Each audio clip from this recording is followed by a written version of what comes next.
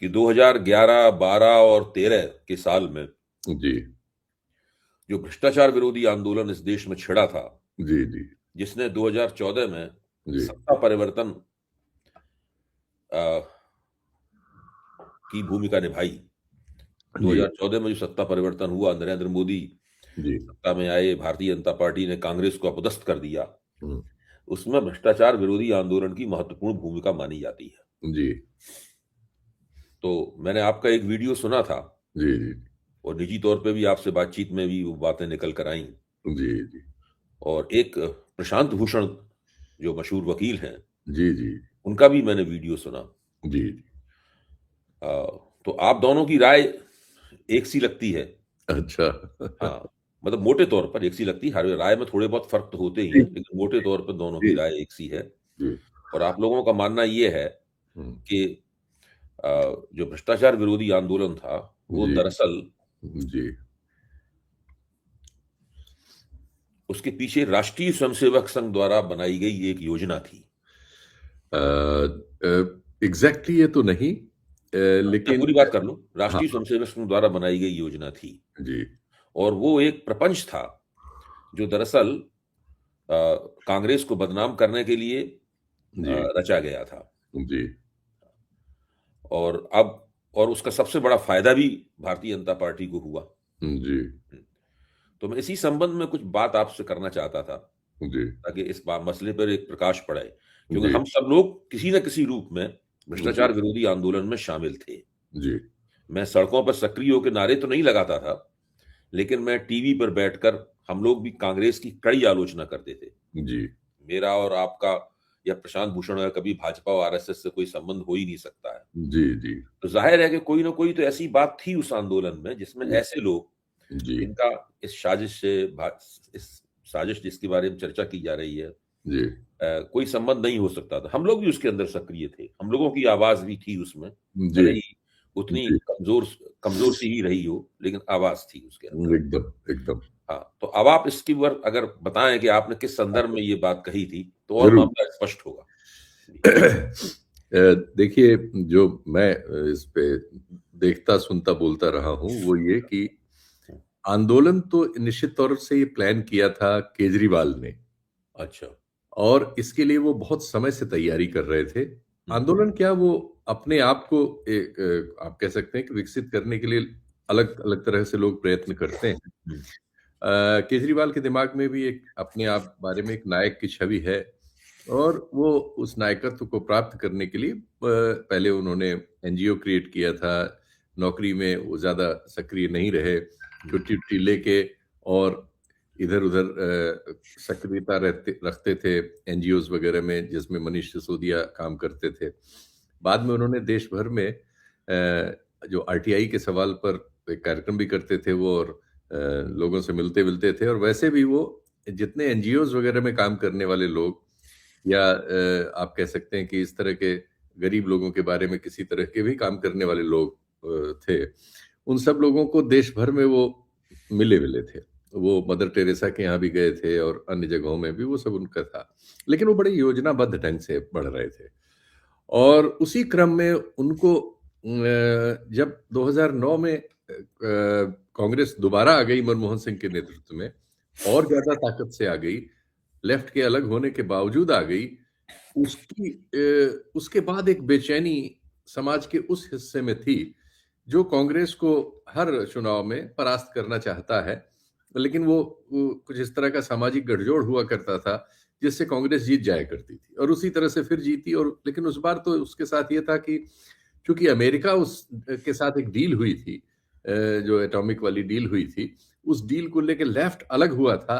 और लेफ्ट के क्रिटिसिज्म से राइट जो है, जो राइट सोच का दिमाग है, वो और जो प्रचार तंत्र वगैरह अमेरिका जिस चीज को मैनेज कर सकता है, वो सब चीजें मैनेज हुई, और उससे जो है एक माहौल बना, और मनमोहन सिंह और ज्यादा ताकतवर होकर चुनाव जीत गए। लेकिन उससे समाज के हमारे उस हिस्से में, जो कांग्रेस को नहीं चाहता उस जगह पर जहां वो पहुंच जाती थी या पहुंच गई थी उस समय तक, उसमें तो बेचैनी थी ही। यानी वो, मैं उसको ये कहूंगा, आरएसएस और सवर्ण जातियों के बहुत सारे इन जनरल लोग जो आरएसएस की ही विचार क्रम में कि किसी न किसी रूप से, चाहे उससे संगठित रूप से न जुड़े हों, संगठन में न जुड़े हों, लेकिन भावना और उससे आसपास होते हैं। ऐसे सब लोगों को एक स्वर देने का काम उस आंदोलन ने किया, जिसको केजरीवाल ने प्लान किया था। शुरुआत उन्होंने की, उन्होंने एक नायक उसके लिए पकड़ा। ये तो मैं बहुत सी चीजें के लिए प्राइवी हूं, इसलिए मैं जानता हूं कि वो खोज रहे थे। ये नहीं था कि अन्ना हजारे ही इस आंदोलन को लीड करते। वो किसी को ढूंढ रहे थे इसको जिसकी थोड़ी क्रेडेंशियल्स हो, क्योंकि उस समय तक अरविंद केजरीवाल को लगता था कि उनके निजी क्रेडेंशियल्स उतने बड़े नहीं हैं। तो उन्होंने एक खोज की, उस खोज में वो अन्ना हजारे को लेके आए दिल्ली और रामलीला मैदान में उन्होंने शुरू किया। लेकिन शुरू करने के बाद जब वहां कुछ लोग जुटने लगे मीडिया में, चूंकि खुद केजरीवाल की भी अप्रोच थी और उनके भी लोग थे और वो समर्थन था, लेकिन उतना नहीं था। लेकिन उसमें गंध मिली आरएसएस और उससे संबंधित लोगों को। केजरीवाल के कुछ लिंक उनसे जुड़ते हैं, जैसे एक श्री श्री नाम के बाबा हैं, श्री श्री आप जानते होंगे, सभी लोग जानते हैं। तो जो है वो केजरीवाल के पुराने रिश्तों में है और वो आरएसएस से भी अच्छे उनके रिश्ते हैं, इस कंसेशन से है। इस तरह से केजरीवाल के लिंक्स तो थे। फिर केजरीवाल जिस समाज से आते हैं, हमारे देश में उस समाज को ये जाना जाता है, जाति वाला समाज जो है, कि वो उसका एक बहुमत हिस्सा शुरू से ही जनसंघ के दिनों में से ही आरएसएस या जनसंघ की विचारधारा के आसपास रहा है या उसमें शामिल रहा है। एक उसमें आप जातिगत जो समर्थक हमारे देश में जिस तरह से सामाजिक समर्थन देते हैं किसी को, तो उसमें एक अंश पहले से ही वो था। ये सब चीजें मिलजुल के एक उन्होंने कॉकटेल तैयार किया, जिसमें बहुत जल्दी ही हफ्ते भर 10 दिन में ही ये आरएसएस और उससे उसके संगठनों को लगा कि इस आंदोलन को हवा देने का वक्त है। वो 2009 का चुनाव हारे थे और 11-12 में ये बात शुरू हो गई। और उसके बाद क्या हुआ किसी को नहीं पता चला कि कौन है जिसने खाने के स्टॉल लगा दिए रामलीला मैदान पे, जिसमें हजारों लोगों को खाना मिल रहा है। कौन कहां से चंदा दे रहा है किसी को नहीं पता था। ऐसे बहुत सारी मीडिया में जो उनके तंत्र मंत्र हैं, वो सब लोग सक्रिय होना शुरू हुए, उनके सबके दौरे वहां शुरू हुए और उस आंदोलन को फिर एक वो हवा मिली जो इसके पहले या तो वीपी सिंह को मिली थी या जेपी को मिली थी। और उस समय भी कारक लगभग वैसे ही थे, वो सारे कारक आके जुड़ गए। ये सारे बाबा बाबा को संयोजित करना, रामदेव, अन्य, ये सब लोगों को संयोजन करने में निश्चित तौर पर प्रत्यक्ष नहीं अपरोक्ष रूप से सीधे सीधे आरएसएस की भूमिका थी और आरएसएस और उससे जुड़े हुए विचार और संगठनों की। और फिर जाहिर है फिर बीजेपी भी सक्रिय हो गई और सब सक्रिय हो गए। और वो आंदोलन, चूंकि मीडिया उसको इतना बड़ा कवरेज दे रहा था जितना कवरेज मतलब कभी उसने कांग्रेस को तो नहीं दिया, और आज तो वो बिल्कुल दूसरी तरह से पेश आता है विपक्ष के लिए, यानी राहुल गांधी के लिए। उस लिहाज से आप देखें तो 24-24 घंटे कवरेज देते थे और खुद एडिटर्स वगैरह, यानी आशुतोष हमारे मित्र, हमारे साथी मैनेजिंग एडिटर थे IBN 7 में, वो रात के 11-12 बजे तक वहां होते थे, खुद ही कैमरा लेके, खुद ही इच्छुक होते थे। एक भावना पैदा हो गई थी जिसको आपने भी कहा कि आप और हम भी उससे प्रभावित हुए थे, क्योंकि हम लोग अपने जीवन में अपने शुरुआत में ही, उस समय कांग्रेस चूंकि सत्ता में थी, हम लोग पत्रकारिता में जो हमारी शिक्षा दीक्षा हुई वो ये थी कि एंटी एस्टेब्लिशमेंट और जन पक्षधर पत्रकार होने की जरूरत थी। तो उस सिलसिले में हम लोग भी एक तरह से कांग्रेस के विरोध में ही पनपे, बले, पले बढ़े। और बहुत सारी चीजों के बारे में हमारी जो धारणाएं थी वो बाद में गलत साबित हुई, जिनमें से एक धारणा तो कांग्रेस के वर्गीकरण के बारे में ही थी। और वो इस आंदोलन में बहुत बड़े लेवल पर सामने प्रकट हुई और हमें उसने गलत साबित किया। अच्छा, योजना कितनी अचूक थी कि ट्रेड यूनियंस की ओर से ये 2G वाला मामला जो लीक, यहां पर आता है आरएसएस का रोल।